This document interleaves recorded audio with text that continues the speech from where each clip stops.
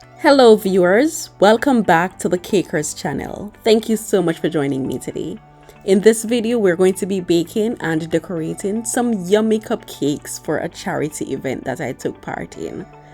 So these cupcakes, they were sold in support of a neonatal hospital that caters for premature babies. My little one came a bit early, so I was really touched and I was happy to donate these cupcakes for the event. If you're here up to this point and you want to contribute to the growth of my channel, please like this video, share with your friends and families, and make sure to subscribe to this YouTube channel. We are filling the cupcake cases with some yummy vanilla cake batter, homemade, made from scratch, very soft and moist when it's done baked.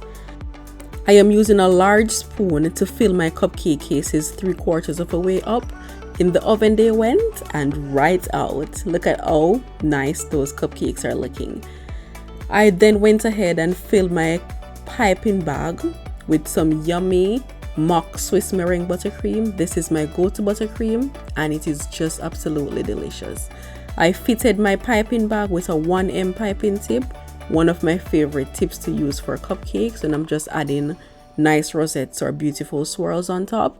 And I'm doing some red and white cupcakes, fun colors. Loads of kids would have been at the event, so I wanted the colors to be fun and bright and something to catch the kids, okay? So that's the red. As you can see, I started piping in the middle and went around with the piping bag, and those are the beautiful rosettes.